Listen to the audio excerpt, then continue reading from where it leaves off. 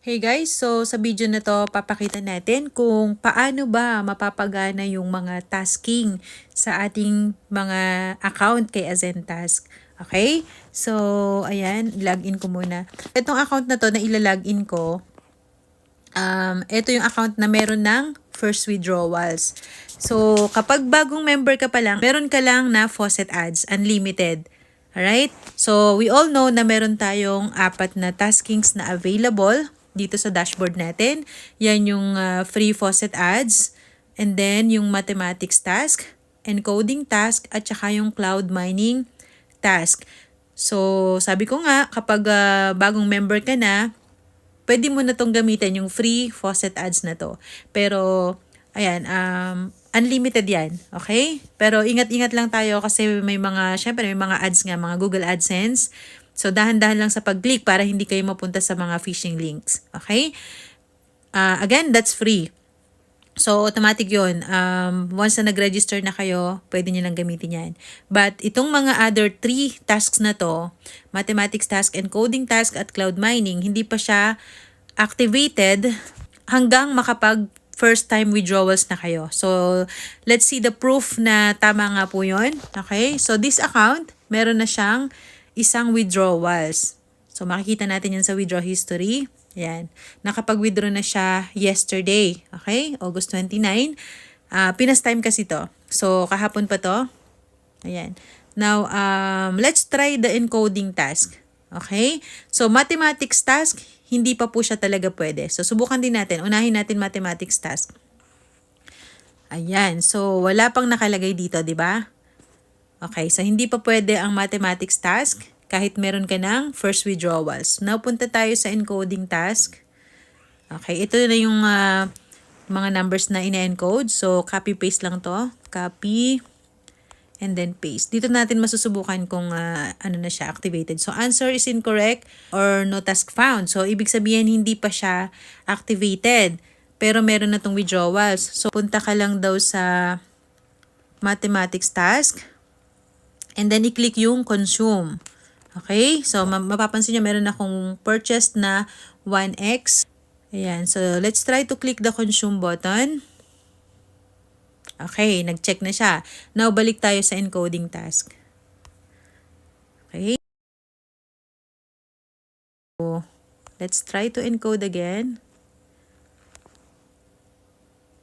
Okay. So, ayan na guys yung proof na pag meron na kayong withdrawals, kahit isang beses na withdrawals pa yan, kasi yung iba nagtataka ba't hindi pa rin gumagana yung encoding task nila. So, ang gagawin nyo, punta lang kayo sa mathematics task at i-click nyo yung consumed. Okay? Once you've done that, punta na kayo sa encoding at gagana na yung encoding task nyo. 'Di ba? So, eto, isang withdrawal pa lang to. And ayan, gumagana na yung encoding tasks. So, maliit pa lang kasi nakabase yan sa amount ng ating loyalty privilege, yung rate nyo per tasking. Okay? As long as tumataas yung ano nyo, withdrawals nyo, okay, yung naiipon na charge dito sa ating loyalty privilege. Ayan, ito po yon yung mga charge na, yung mga deductions sa withdrawals natin, dito na pupunta sa loyalty privilege. So, habang tumataas yan, habang nadadagdagan yan, tumataas yung rate natin sa encoding. Okay? So, now, yung pang fourth natin, yung cloud mining. So, let's try yung cloud mining. Okay? So, ayan, claim mining reward. Click natin yan. Alright. So, activated.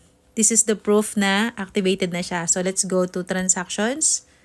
And we will see, eto na. So, per mining reward ng account na to na meron ng isang withdrawals is 4.50. Okay? So, ganun. Ayun lang guys. Ito na yung gagawin natin para mag-activate yung inyong mga encoding at saka yung mining reward. Kailangan nyo lang i-click yung consumed sa mathematics task. Pero yung mathematics task, hindi pa siya ma-open. Okay? Now, punta tayo ngayon sa account ko. Okay? Tingnan natin kung effective yung, sabi nila, mag-open up daw yung mathematics task after your 13th withdrawals.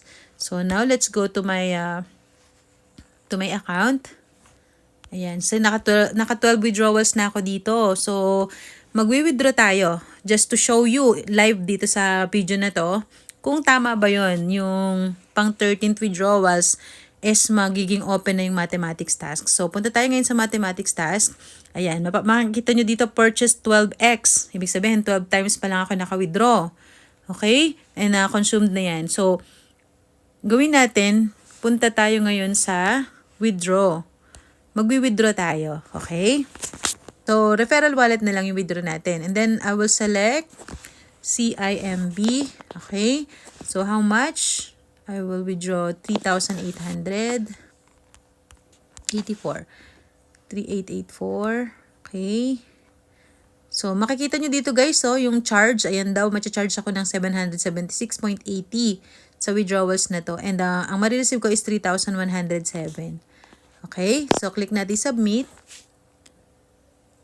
So, i-paste mo lang dito yung account number and then click on submit. There you go. So, ayan. Kahit on process pa lang yan, counted na yan dito sa ating withdrawal. So, puntahan natin ngayon si mathematics task. Ayan. So, nakalagay dito 13x na, di ba? So, ngayon itatry natin. Itatry natin ngayon yung mathematics task. Okay? 4 plus 7, 11, 17, 11, 6, 7, 8. Guys, optional lang itong mga tasking na to ha. Kahit na hindi tayo mag-tasking, automatic na meron na tayong 3% daily.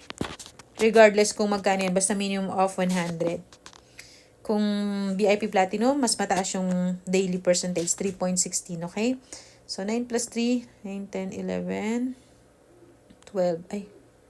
Ayan. So, 7 plus 7 is 14. So, dito natin malalaman kung tama ba na pang 13th withdrawal, mag-a-unlock yung mathematics task. So, let's submit. Okay. So, here's another proof, guys. Ayan na live natin ginawa. So, ito na yung proof na pang 13x or pang 13 times na withdrawals, mag-a-unlock yung mathematics task. So, regardless of the amounts, kung magkano wini-withdraw mo, kahit na 1,000 every withdrawals mo, kahit 100 every withdrawals, as long as naka 13 times ka ng withdrawals, ma-open up na yung mathematics task. Okay? So, subukan natin yung cloud mining task, my favorite. Ayan. Malaki na po yung cloud mining task ko kasi malaki na yung withdrawals natin dito. Kasi syempre, ito yung main account na tinatrabaho ko. So, ito guys, para ma-inspire kayo. Ayan, isang mining reward ko is 233.72 sa account na to. Tapos, yung correct answer ko guys, since 6 yun, bawat isa is 17.98. So, guys, sipagan nyo lang. Additional to. Why not? 'Di ba? Ang laki rin ang nadadagdag sa tasking na to. Optional lang siya. Okay? Kahit gawin man natin yung task na to or hindi, kikita tayo ng 3% per day. Okay? Pero gawin na rin natin kasi additional din 'yan, 'di ba? Tapos meron pa akong encoding task. So activated na lahat ng aking mga tasking dito sa account na to. And guess what, guys? Tingnan niyo kung magkano yung rate ko per encoding. Boom. So, $2, 2.8. 2 pesos and 8 centavos. Diba? Ang laki nun. Time is 50 yan. Malaki na po yan. So, yun lang guys. Yun lang yung sundin natin para ma-open up yung mga taskings natin sa dashboard. Okay? So, again, we have 4 tasks. Yung first one is faucet ads. Right after you registered, activated na yan. Then, the second is the mathematics task. So, dito sa mathematics task, kailangan ng 13 times na withdrawals. Okay? Yung encoding task at yung cloud mining task, one-time withdrawal nyo pa lang, activated na yan. And so, that's all guys. I hope naliwanagan na kayo sa mga taskings.